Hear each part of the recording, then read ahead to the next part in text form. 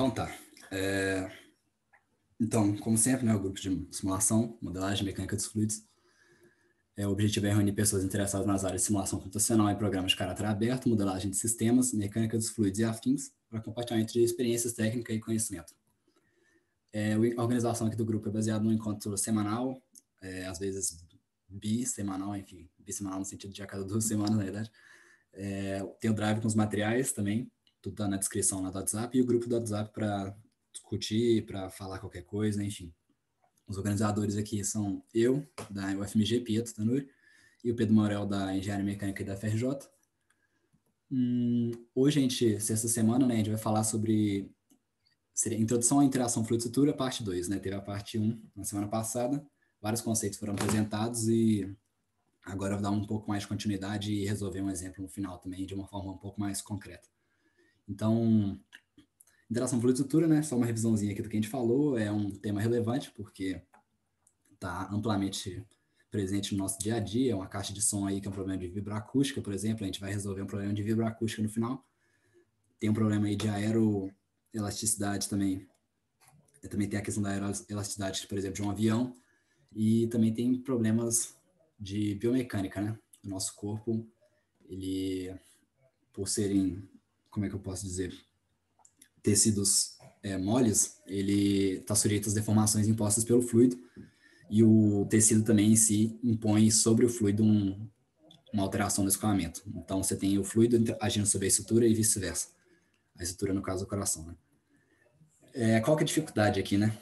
Isso aqui eu já falei um pouco na semana passada. A dificuldade é que a gente tem no fluido várias questões complexas, como instabilidades, turbulência, compressibilidade e escoamentos multifásicos.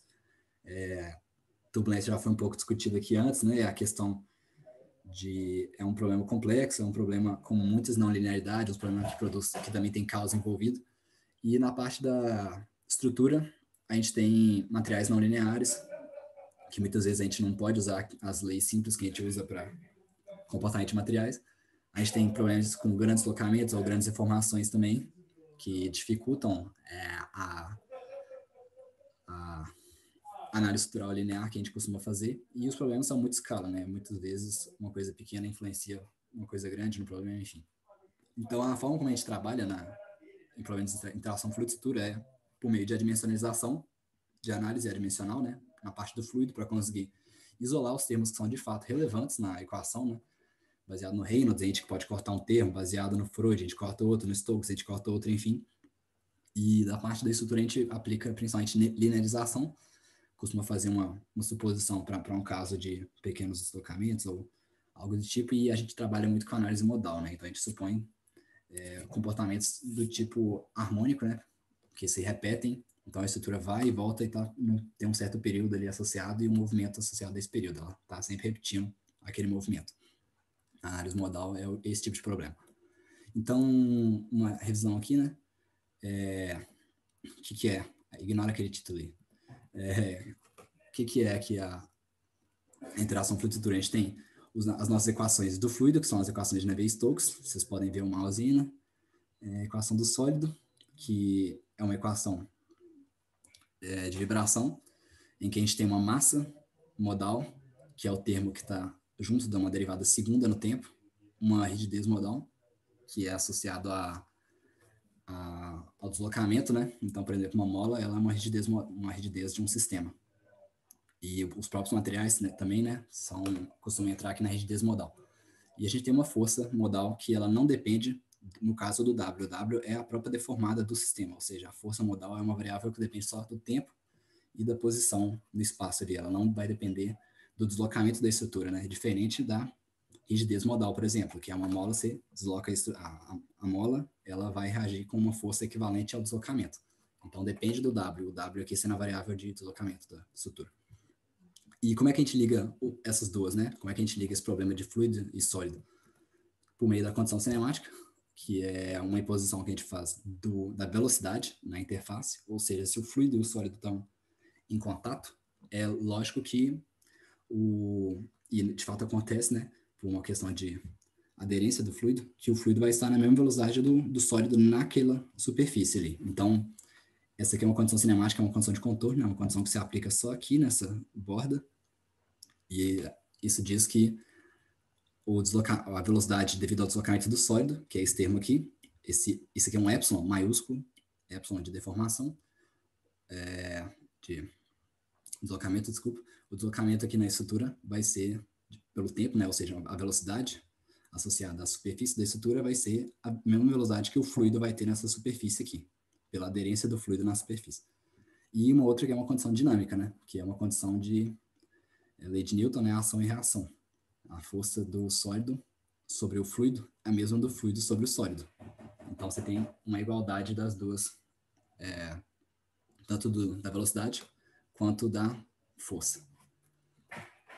Então o processo de modelagem que a gente já explicou na última aula, melhor, ele consiste basicamente em um processo não cíclico no nível teórico, né, no nível de modelagem, de resolução matemática mesmo do problema.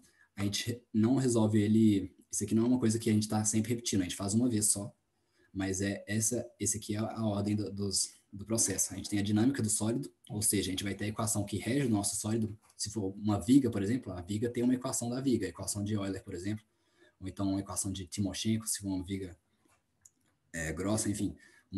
Ou então pode ser uma placa e isso vai ter uma equação de Kirchhoff-Love, enfim, não sei, alguma coisa que vai ser a dinâmica do sólido vai estar regida pela equação que rege aquele sólido em específico, aquela geometria. A gente tem uma condição cinemática, que é o que a gente viu. A gente faz aqui uma separação de variáveis, né? É muito importante para análise modal, a gente sempre está fazendo separação de variáveis. Então, a gente separa o termo que depende... A gente faz o quê? A gente fala assim, o W, voltando aqui, o W é o próprio deslocamento do meu sólido. O W ele vai ser um termo no tempo vezes um termo que depende do espaço. Isso aqui é uma separação de variáveis que a gente faz, né? Então, a gente está falando que aquela equação, aquele W, que é aquela deformação da estrutura, pode ser escrita como uma multiplicação de dois termos, um que depende do tempo e outro que depende do espaço. E essa aqui é a condição cinemática, né? É apenas a velocidade no fluido sendo igual à velocidade no sólido. Quando se deriva o W, quando se deriva Q vezes o φ aqui, no tempo, né? Para achar a velocidade, isso aqui é deslocamento, quando se deriva no tempo para achar a velocidade, só o Q vai estar derivado no tempo. Então, naturalmente, essa é a condição cinemática, porque o φ não depende do tempo. E uma vez que você tem a condição cinemática, que são as condições de contorno, você consegue resolver as equações de Navier-Stokes. Porque agora você tem quais são as suas condições de contorno do fluido. Então, você usa a condição cinemática como condição de contorno para resolver Navier-Stokes. Uma vez que você resolve Navier-Stokes, e Navier-Stokes aqui, ela pode ter qualquer forma, né? Que nem eu disse, a gente vai fazer uma análise dimensional para saber quais são os termos relevantes da equação. Então, dependendo se o Reynolds for muito alto, a gente desconsidera o termo viscoso. Então, se o Reynolds for baixo, a gente considera o termo viscoso e desconsidera os termos iniciais. Então, a gente está... vai depender aí dos adimensionais que a gente determinar na mecânica dos fluidos, para saber qual que é as equações de Navier-Stokes que a gente vai, de fato, resolver. E aí, uma vez que a gente resolver elas, a gente tem o quê? A pressão e a velocidade, né? São as coisas que a equação dá para a gente. Com a pressão é justamente a força que o fluido vai estar exercendo sobre o sólido, na interface. Então, a gente usa a condição dinâmica, que é aqui o sigma aqui é justamente essa pressão exercida pelo fluido. A gente usa a condição dinâmica para projetar, essa integral aqui é uma projeção, para projetar aquela pressão feita pelo fluido no sólido, resolvendo essa integral aqui. Então, o φ aqui é o deslocamento do sólido, e quando a gente faz essa multiplicação aqui, ó, φ vezes a normal é o quê? É justamente a força na direção perpendicular à parede do sólido, né? Porque a pressão só exerce uma força perpendicular. E aí depois você multiplica novamente pelo φ para aplicar essa projeção e descobrir qual que é o valor da força de fato que aquela pressão exerce sobre o seu sólido. E aí, uma vez que você tem essa força, você joga ela na dinâmica do sólido. Então, esse é o processo. Dinâmica do sólido, condição cinemática, usa a condição cinemática para resolver Navier-Stokes, resolve Navier-Stokes, acha a pressão, projeta a pressão nos modos de vibração do sólido para achar qual que é a força equivalente dada por cada termo da pressão aqui de Navier-Stokes nas dinâmicas do sólido. Então, vai achar qual que é a força para cada um dos termos. Isso aqui não é equação única, né? Porque a gente fez uma separação de variáveis e é aquela história da série de Fourier. Você tem vários modos associados àquela deformação e a gente está resolvendo para todos esses modos. Então é uma resolução modal. Mas vamos passar que vai ficar um pouco mais claro depois. Enfim, aqui as notações que a gente costuma usar. Condição inicial na superfície. Isso aqui é delta sigma zero, né? Condição de contorno inicial, N0 é a condição inicial e a atual é sem o zerinho. Então, deformação na superfície, no tempo inicial, deformação da superfície em qualquer tempo. X é a variável de espaço, T é a variável de tempo. E, mais importante é isso aqui, as grandezas dimensionais, quando elas ainda têm dimensão, ou seja, esse X aqui pode ser 10 metros, 20 metros, 200 metros, elas vão estar em maiúsculo. Uma vez que a gente fizer a dimensionalização das equações, a gente vai passar elas para minúsculo. Então, isso aqui é só uma convenção que a gente está fazendo para ficar mais claro as contas que a gente está fazendo, né? Então, esse T aqui, quando a gente adimensionalizar ele, ele vai virar um Tzinho minúsculo. Então, a gente agora equações, ignora essa palavra aí, essa frase aí, é a dimensionação das equações de massa. Primeira coisa, a gente tem a equação de massa, de Navier-Stokes, que é essa aqui. Uma vez, a gente tem que, então, decompor aqui, né, os termos, aplicar o divergente com a regra da cadeia, primeiro nesse termo aqui, depois nesse outro termo aqui. Então, vira essa equação. E aí você consegue anular esse termo aqui, porque ele não depende da posição, no caso. O gradiente aqui da densidade não vai depender da posição. É uma suposição que a gente está fazendo aqui. E aí a gente tem essa equação, e aí a gente consegue aplicar uma lei de estado. O que é a lei de estado? Ela é uma relação entre a pressão e a densidade, né? Então, em um fluido, em um gás também, no geral, o que relaciona a pressão e a densidade é a velocidade do som. A velocidade do som é definida assim, na verdade, né? A derivada parcial da pressão em relação à densidade, ela é a própria velocidade do som ao quadrado naquele seu fluido. Então, já que a gente consegue relacionar essas duas coisas aqui, a gente consegue colocar a pressão nessa equação aqui e não a densidade. Por que é melhor colocar a pressão aqui? Porque a gente está querendo resolver depois a pressão que vai ser aplicada sobre o sólido. Então, é de interesse que a gente escreva essa equação de Navier-Stokes aqui, não em função da densidade, mas diretamente em função da pressão. Então, com essa relação, substituindo ela aqui, a gente consegue chegar nessa relação aqui. Que depende da pressão, no caso. E aí a gente, no caso, faz uma dimensionalização dos termos aqui. Tá aqui, essa parte é mais continha chata, né? Mas assim, como é que funciona a dimensionalização? O minúsculo vai ser o maiúsculo, que é o dimensional, dividido pela magnitude ali daquela grandeza, né? No caso, sei lá, se for, depende do problema, se for 20 metros por segundo, bota aqui 20 metros por segundo, enfim. Você vai dimensionalizar o problema, vai dar isso aqui, aí quando você simplificar tudo, vai dar isso aqui no final. E esse R aqui é uma relação entre entre a densidade final e a densidade inicial. Ou seja, não depende da densidade por si só, e sim de uma relação de densidades inicial e final do problema. Mas vamos passar, não precisa se atentar muito isso aqui, não. Eu vou disponibilizar os slides, depois vocês dão uma olhada melhor. A gente fez a dimensionalização, chegou nessa equação. E aí, a gente pode fazer a dimensionalização agora da equação de Navier-Stokes por si só. Aí faz uma contaiada doida lá. No final, o que você acha é seguir. Que é melhor escrito assim. Então, agora a gente tem várias adimensionais já, né? Aparecendo aqui. A gente substituiu o número de Froude nessa equação, o Mach também, e o Reynolds. E aí, naturalmente, quando você desenvolve isso aqui ao máximo, o que você tem aqui?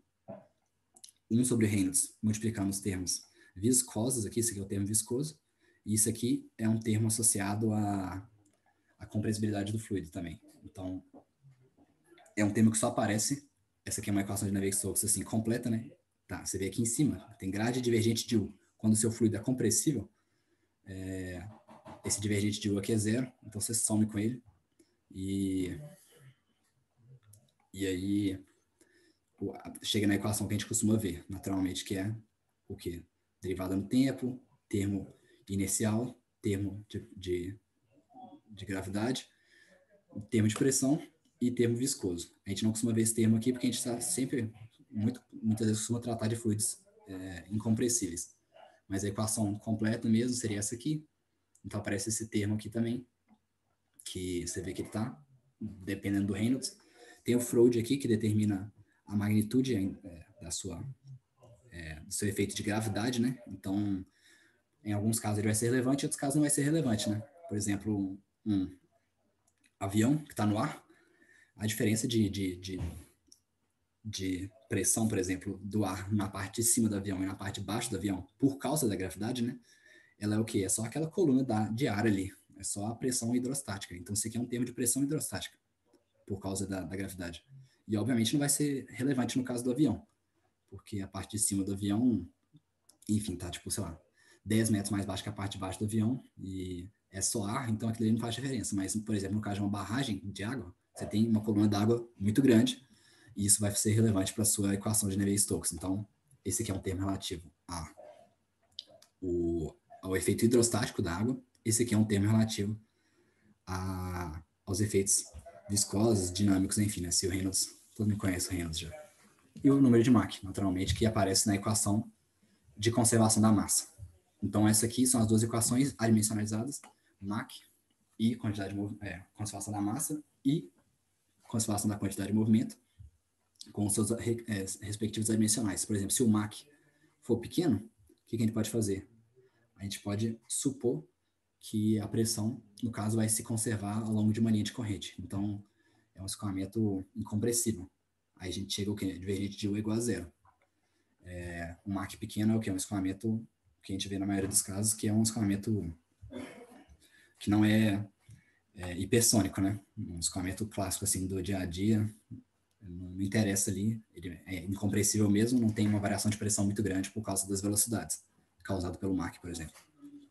Mas se fosse, por exemplo, uma velocidade muito alta em relação à velocidade do som, você já teria que considerar esse termo aqui, então o escoamento deixa de ser incompressível. Enfim, o que a gente está sempre fazendo a gente está sempre fazendo uma análise dimensional para determinar aqueles termos ali. Então, o que a gente faz para vários casos é determinar a grandeza desses termos aqui. Os números que vão aparecer aqui, eles são justamente a ordem de grandeza em potência de 10, né? Então, qual que é a ordem de grandeza da gravidade em todos esses problemas aqui? É 1, porque a gravidade é a mesma em todos esses problemas aqui. O avião não está super alto, assim, ele continua sendo 9,8 metros por segundo ao quadrado. Então, a ordem de grandeza da gravidade em todos os problemas é 1, mas qual que é a ordem de grandeza da viscosidade, por exemplo? Alguns aqui são água, outros são ar. Só esse aqui, no caso, é água, né? Todos os outros são ar.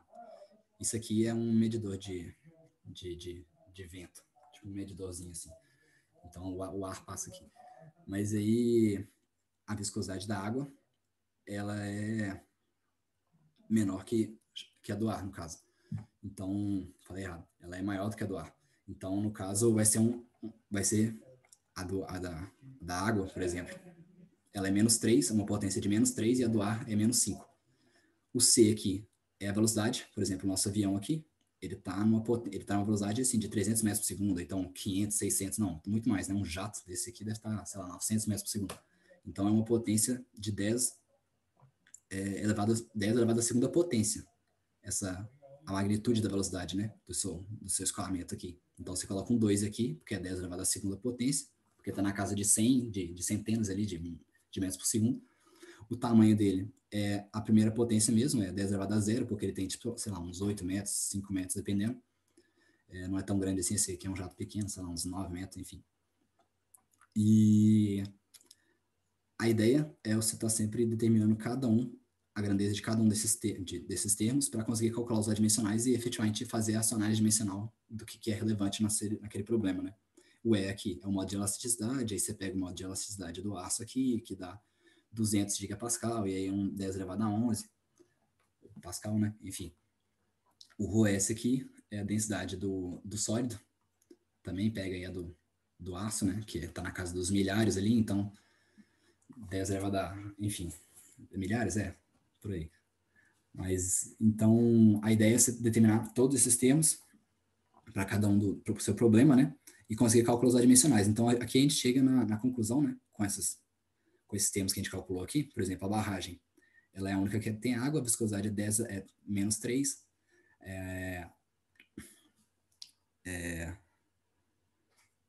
esse C aqui, não, eu confundi aqui. Esse C aqui não é a velocidade do... Não, calma aí. Enfim, depois eu dou uma checada, foi mal. Mas a gente tem, por exemplo, a densidade do fluido, que na água, aqui na barragem, já é terceira potência, porque a água tem lá os seus 1.000 quilogramas por metro cúbico. E a barragem também é um concreto, alguma coisa do tipo, então já não é mais o aço, já muda aqui o modo de elasticidade.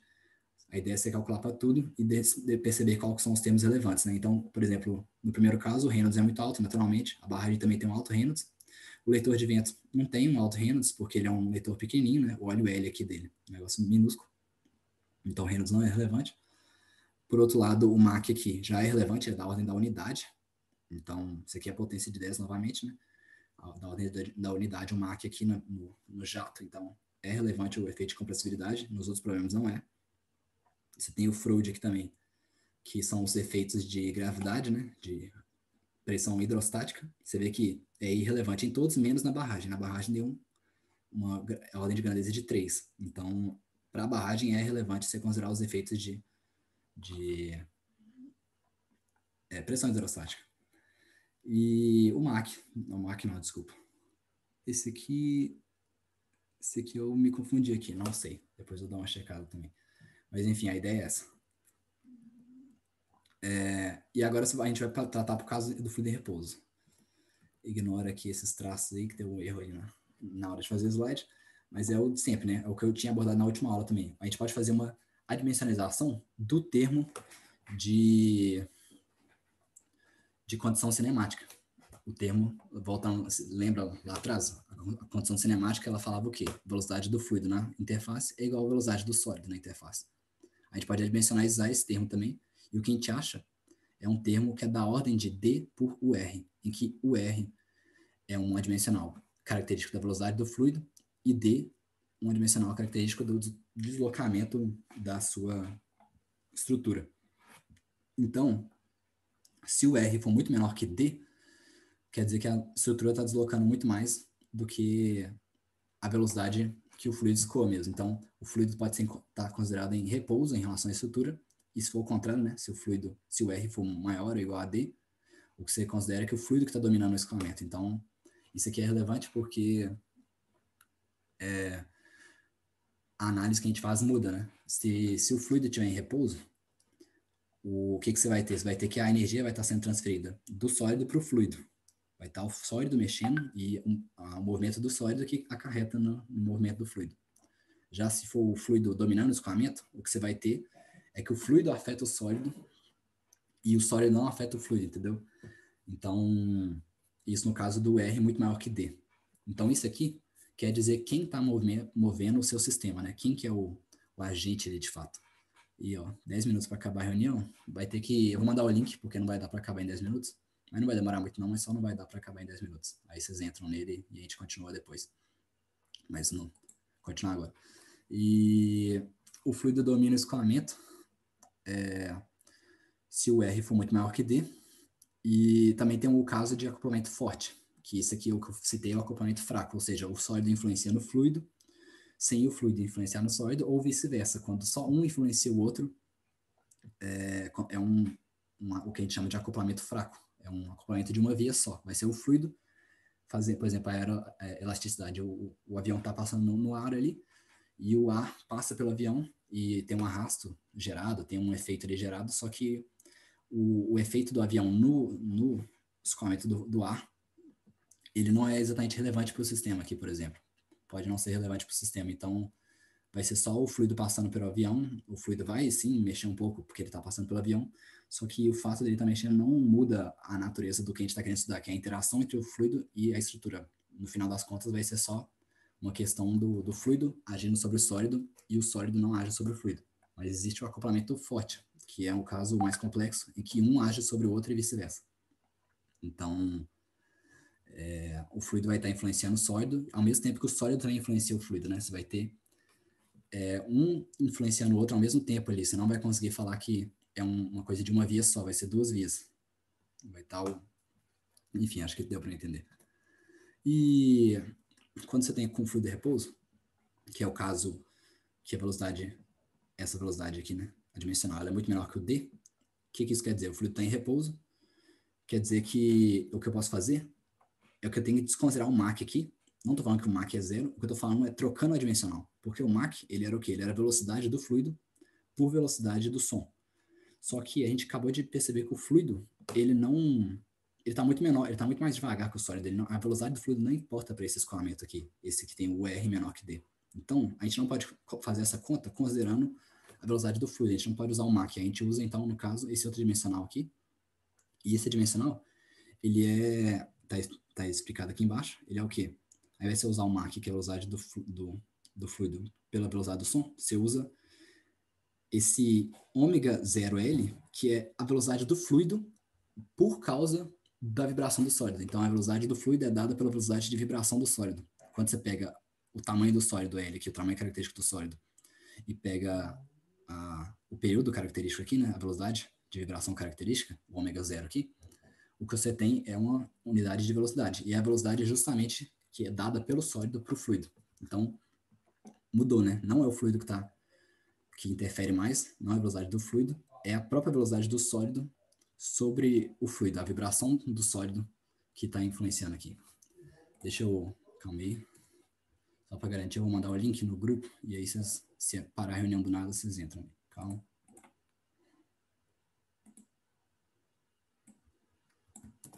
Mandar no grupo do WhatsApp.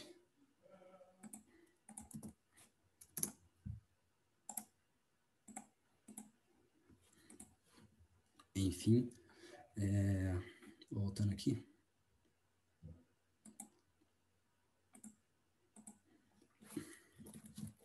Então, esse é o caso do fluido em repouso. O R é muito menor que D. A gente desconsidera o Mach, considera esse outro dimensional aqui, que leva em consideração a velocidade do fluido dada devido à vibração do sólido.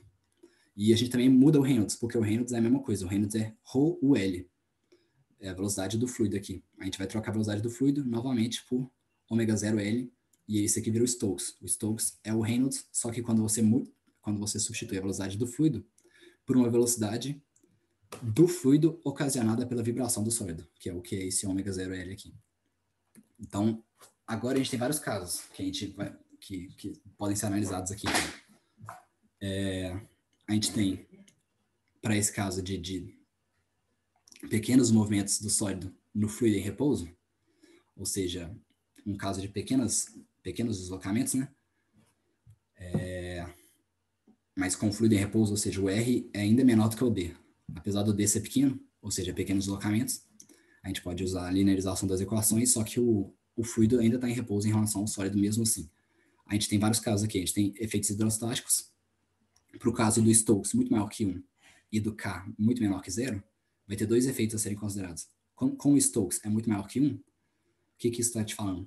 Não tem viscosidade, né? Porque o Stokes é o Reynolds, para aquele caso. Quando o Reynolds é muito maior que 1, você está desconsiderando a viscosidade. Então, Stokes muito maior que 1, desconsidera a viscosidade.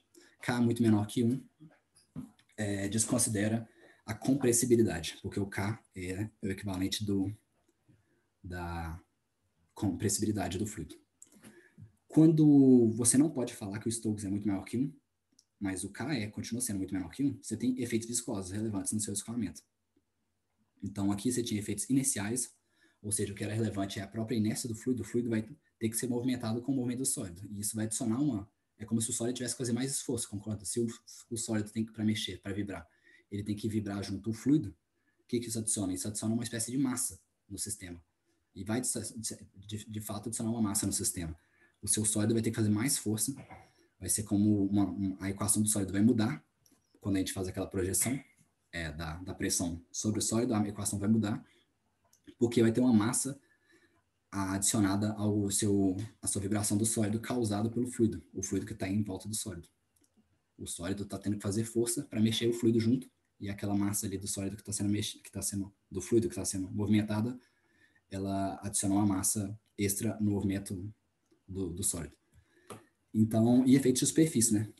Dependendo. Você pode ter uma superfície livre, e a superfície tem as suas próprias equações de superfície de fluido também. Então, alguns casos é relevante, outros casos não é, né? Sei lá, se for um lugar fechado, assim, um escoamento fechado num tubo, não tem superfície livre do fluido. dependendo não tem, né? Pode ter se o fluido não estiver preenchendo todo o tubo, mas enfim. Os efeitos de superfície livre do fluido também são relevantes, né? Que nem ondas, você pode pensar ondas de superfície, elas alteram o próprio escoamento. Então, esse aqui é o caso para Stokes maior que 1 e K muito menor que 1. Tem o caso para efeitos viscosos, que é quando o Stokes não é muito maior que 1, ou seja, você não pode cortar os termos viscosos na equação de Navier-Stokes. Vamos voltar aqui só para lembrar da equação. O Stokes aparece aqui, né? Ele é o Reynolds. Quando ele é muito maior que 1, você corta esse termo. Se ele não é muito maior que 1, você tem que considerar a viscosidade. Então, você tem esses efeitos viscosos. O que os efeitos viscosos vão fazer no seu escoamento? Eles vão funcionar como uma espécie de amortecimento. Faz sentido, né? Porque a viscosidade depende da velocidade.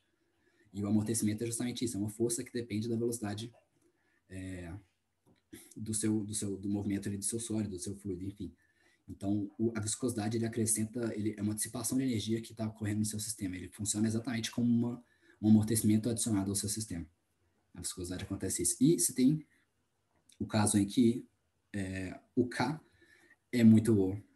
não é muito menor que 1, ou seja, o fluido é compressível, só que o Stokes é muito maior que 1, ou seja, não tem viscosidade. Quando o fluido é compressível e não tem viscosidade, você tem vibroacústica.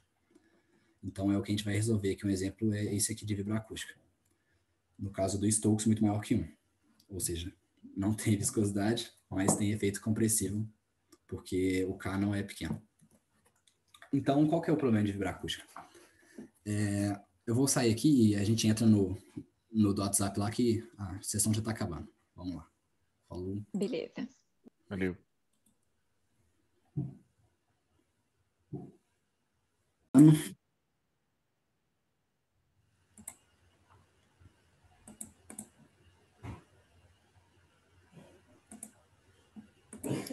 Tá, a gente estava aqui. Então, a gente tem o caso de vibroacústica, que é o que a gente vai estudar um pouco mais a fundo aqui. A gente tem aquele mesmo... Eita. Não é esse aqui mesmo. A gente tem aquele mesmo diagrama, né, que eu tinha representado, só que aqui já com as equações substituídas. Então, a dinâmica do sólido é exatamente o que eu mostrei atrás lá, são os vários modos de vibração, só que é dimensionalizado já, né, então você tem a sua massa modal e a sua rigidez modal. Você não tem no primeiro termo aqui, porque eu adimensionalizei tudo em função do primeiro termo, né, então ficou só em função de 1 aqui. Mas esses aqui são os termos da dinâmica do sólido, os vários modos de vibração. Tá aqui novamente a separação de variáveis de forma mais clara, né? Deformação igual a um termo que depende só do tempo e um termo que depende da posição. São os seus modos de vibração do sistema ali que depende de cada caso. A condição cinemática, que é o que a gente viu, a dimensionalizada, né? Porque tá tudo minúsculo já. A dinâmica do fluido, que é o quê? A nossa equação de massa, só que ao invés do Mach tem só o K, e a nossa equação de Navier-Stokes, só que cortou todos os termos, não tem termo de pressão hidrostática, sumiu. Então, e agora por causa do Freud, do Stokes, desculpa, muito maior que 1, você também corta os termos de viscosidade. Então, só sobrou isso aqui. No caso bem simples, né? Você tem a sua equação de massa, que é isso, e a sua equação de Navier-Stokes vira só esses dois termos aqui. E a condição dinâmica, né, que é aquela projeção que a gente faz também para cada um dos modos com aquela integral, que eu não botei integral aqui, mas a gente vai ver mais claramente depois. E aqui, qual que é o próximo passo aqui? O próximo passo é, essas que são as equações, eu derivo essa primeira aqui no tempo, e essa aqui eu aplico um divergente. Então, isso aqui eu posso fazer porque eu estou mantendo a igualdade da equação, né? Eu posso derivar dos dois lados pelo tempo, eu posso multiplicar vezes 1000 aqui dos dois lados, enfim. Só manter a igualdade dos dois lados permite isso. Se eu derivar no tempo aqui o zero, continua zero, né? Tanto faz. E o divergente é a mesma coisa, aplica a mesma operação dos dois lados aqui. E aí, o que eu achego quando eu aplico o divergente é que o divergente entra aqui dentro, né? O divergente de U, e o gradiente aqui vira um laplaciano. O divergente do gradiente vira um laplaciano aqui, que é a derivada segunda já. E esse termo aqui, do tempo, vai virar uma derivada segunda no tempo aqui, e aqui também vai mudar. E aí você percebe que, olha só, a derivada no tempo do divergente de U é a mesma coisa do divergente da derivada no tempo de U, porque você pode trocar os dois, né? Você pode passar a derivada no tempo para dentro aqui, fazer divergente de derivada no tempo, e enfim, vice-versa. Isso aqui é uma matemática maçante, né? Depois vocês veem o slide lá. Para ficar mais claro que, falando por alto assim, eu sei que deve ficar confuso. Mas, calma aí. Vocês estão vendo alguma coisa aí? Alguém me fala alguma coisa que caiu aqui, ó.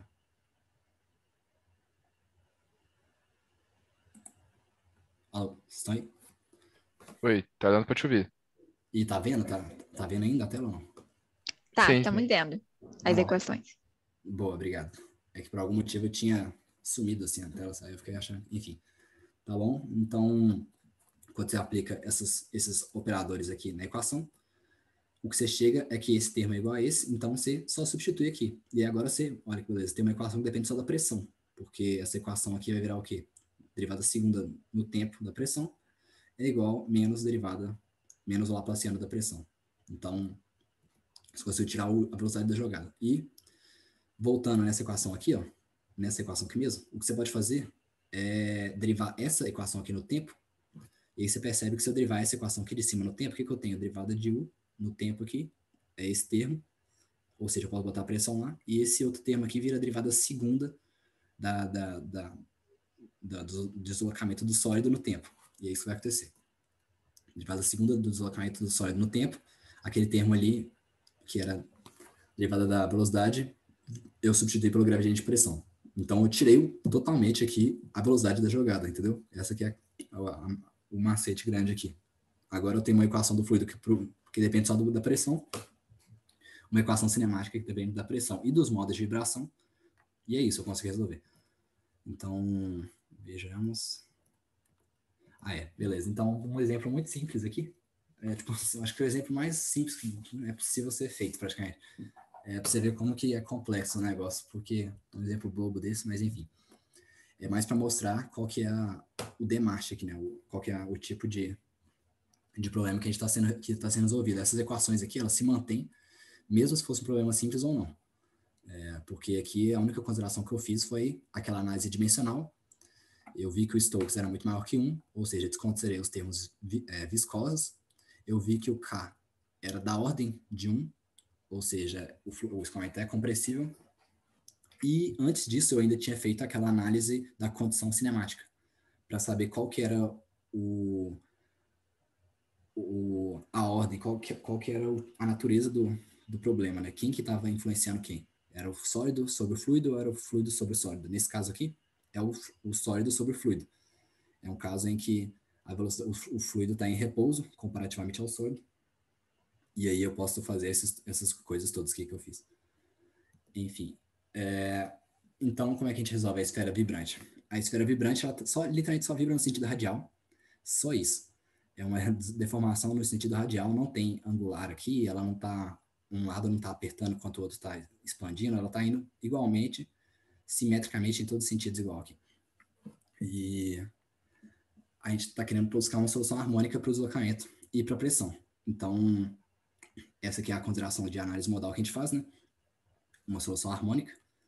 A gente vai escrever que o nosso deslocamento ele é um D, que é uma constante aqui, que é a grandeza, o D de tamanho do seu deslocamento, vezes um termo harmônico. Esse é elevado a menos IT aqui, ele é o quê? É um cosseno e um seno, né? É só uma parada que oscila. Ou seja, é aqui que está a consideração harmônica aqui. A função do tempo, ela pode ser escrita como um seno e um cosseno que está oscilando. E a pressão, a mesma coisa. Um termo que depende da posição e um termo harmônico que oscila. E aí a gente pega a equação de pressão, que é o que a gente tinha aqui atrás, tinha definido aqui, essa equação, e a gente vai jogar, a gente vai pegar a equação de pressão, como a gente sabe que o deslocamento do sólido, ele é radial igualmente, a gente sabe que a pressão também não tem por que ela não ser axissimétrica, entendeu? Tipo assim, se o deslocamento, se o problema é axissimétrico, o movimento aqui do sólido é axissimétrico, a pressão também vai ser. Então, sabendo disso, a gente consegue simplificar esse termo aqui de Laplaciano e vira isso aqui. Não tem nenhum termo de derivada em θ, em derivada no ângulo aqui, só isso. E aí a gente resolve essa equação diferencial aqui, que é uma equação diferencial que, no caso, tem um erro aqui até, né? Aqui nem era F aqui, era o φp aqui, era φp, enfim. A gente consegue resolver essa equação diferencial e dar esse formato de solução aqui. Essas aqui são as formas das nossas soluções. E olha bem para essas formas aqui. Você tem um termo que é menos KR e um termo que é mais KR. Ou seja, isso aqui é uma onda que propaga do infinito até o sólido, porque está menos, né? Menos o raio aqui, é o sentido de propagação da onda aqui. E o outro aqui está mais. Não, desculpa, eu falei errado até. Olha só, se a gente substituir na pressão, se a gente pega o nosso φp aqui e substitui na pressão, o que a gente chega são essas equações. Na verdade, essa aqui é a onda que propaga do sólido para o infinito. Ah, não, eu tinha falado certo, na verdade. Essa aqui é a onda que de fato propaga do infinito para o sólido. Então, você tem os nossos modos aqui de vibração. A pressão ela vai ser o quê?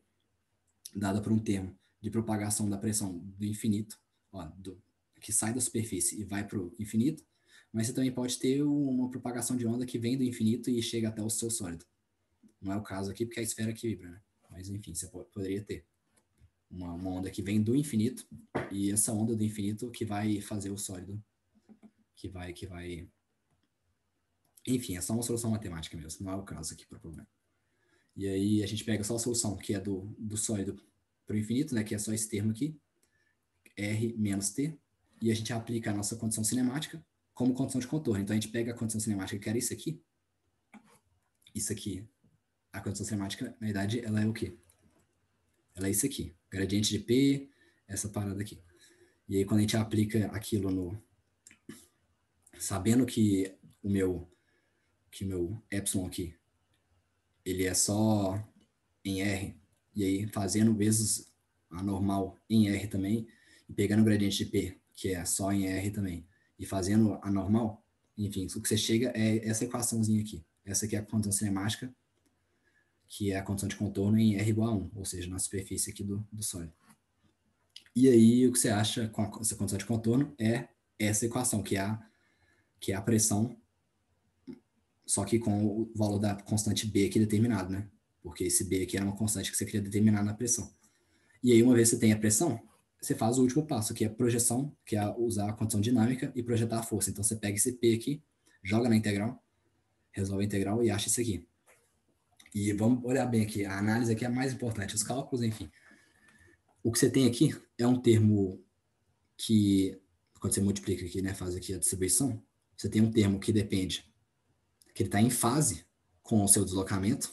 Esse termo aqui vezes o 1 aqui vai estar em fase com o deslocamento. Mas esse termo aqui, que é imaginário, ele não vai estar em fase com o seu deslocamento. Ou seja, você vai ter um termo que está em fase com o deslocamento e um que não está.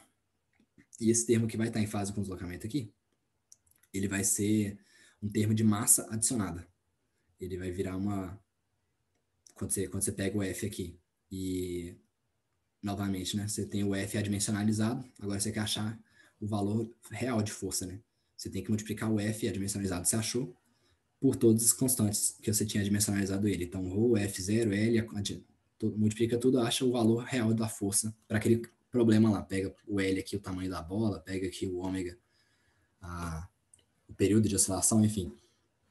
E aí o que você acha com essa equação aqui, uma vez que você resolve isso, é um termo de massa adicionada e um termo de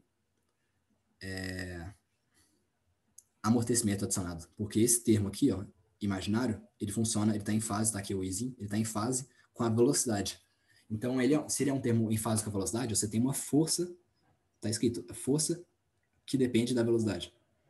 Então, você vai ter um amortecimento. E faz sentido, né? Porque é um problema de vibroacústica. Tipo assim, se o seu sólido está vibrando e a energia do seu sólido está passando por um fluido, o fluido está se propagando, a vibração acústica nele, faz sentido que você tenha uma dissipação, né? Que é justamente esse termo aqui, esse termo de amortecimento, ele é uma dissipação da energia do seu sólido. Porque o sólido não tem como ele estar vibrando um fluido, ele está movendo um meio exterior a ele, fazendo aquelas ondas propagarem e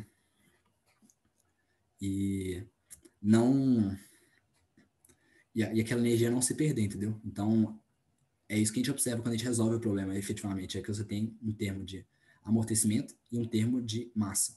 Esse termo de massa aqui é porque, já que a esfera está tendo que vibrar e movimentar aquele fluido na interface, é como se tivesse uma massa extra no seu sistema. Enquanto que esse outro aqui, a energia que se propaga pela onda acústica está sendo perdida pelo sólido. Enfim, isso aqui nem precisa, eu tinha que ter apagado, isso aqui acabou. É isso. E aí? Alguém tem algo a dizer? Pietro, achei Sim, bem legal essa aula de hoje, assim, no sentido de pegar um exemplo mais prático. Queria só pedir se você depois tiver algum material que você possa compartilhar com a gente, falando um pouco melhor desse exemplo, seria legal, porque, assim, então, muitas equações, né? Então, é legal pegar para realmente entender bem o que é cada termo, enfim, e como, em problemas reais em que isso se aplicaria, né? Sim, não, eu concordo com você. Eu vou ver se eu pego vai ser em francês, né? Para você, acho que você fala, né? Ah, não, mas já vale, né? Não, eu vou mandar lá os materiais que eu tenho. E aí, quem quiser dar uma olhada. Mas também é fácil de entender, porque é só conta, né? Então, você só tem que traduzir uma, duas linhas e entender o resto das contas. Então, acho que até em francês dá para entender. Aí, eu vou ver se eu acho aqui uns materiais legais dessa matéria, de problemas desse tipo, e posto lá no Drive também. Show, obrigada. eu entendo, eu gostei assim, eu acho que assim, é um caso bem restrito, né, de uma certa forma, mas eu gostei. A única coisa que me trouxe ali um pouco de dúvida foi que justamente, né, você tira, né, o termo de amortecimento quando você está ali na sua lei de Newton, né? Sim. E você, por algum acaso, faz alguma menção ali no livro, né, dele falar de alguma instabilidade, alguma frequência crítica, né, alguma coisa assim do gênero? Na verdade, pra falar a verdade, não. Porque o negócio é que a gente costuma, esses problemas assim, aquele termo que a gente tira, né, de amortecimento, a gente tira ele, é um amortecimento devido à própria mecânica do sólido, né? Então a gente Isso. tira ele para a gente fazer uma análise de frequências naturais sem o amortecimento, e a análise modal ela é baseada mais nessa parte de frequências naturais, e a gente resolve para essas frequências naturais mesmo, de certa forma. Agora é uma pergunta assim, interessante mesmo. Tenho dúvidas até de que ponto que isso é uma simplificação, ou porque a análise modal sempre é assim, aquela ali é a equação geral, assim, a gente sempre está fazendo em função mais das frequências naturais do sistema, e depois a gente Uhum. pode adicionar um termo de viscosidade, um termo de dissipação e calcular. Mas Mas, de qualquer né? forma, assim, uma coisa que seria interessante, porque normalmente a construção é uma matriz que você está colocando ali, né? Uhum, sim, Sim. Então você tem uma matriz de massa, você tem uma matriz de rigidez. A única coisa que normalmente a composição da matriz de amortecimento é uma parte de massa, uma parte de rigidez e alguma constante, né? sim. Então seria basicamente isso ali. Então você ainda ficaria com a mesma cara quase, né, quando você faz a análise modal, né? Até, realmente, cara. Realmente, Tá, mas basicamente essa é a dúvida. O resto eu ainda tenho que dar uma lida para ter realmente algum feeling para poder falar, porque é um caso assim que eu não tenho feeling nenhum para poder falar, tá? entendi. Mas é uma dúvida pertinente mesmo. E vou dar uma olhada, ver se eu acho alguma coisa a respeito. A matéria que a gente fez aqui, que nem eu falei, nem passava por isso, de fazer análise de amortecimento devido à estrutura. Era sempre um amortecimento que aparecia por causa do fluido, né? Que nesse caso aí, um amortecimento adicionado na equação da estrutura por causa da dissipação de energia sonora aí. Mas é uma coisa interessante mesmo. Eu vou ver se eu acho alguma coisa a respeito disso. Mas não foi também o que eu aprendi, pra verdade. Ok, obrigado. Alguém tem mais algum comentário? O Pedro, né?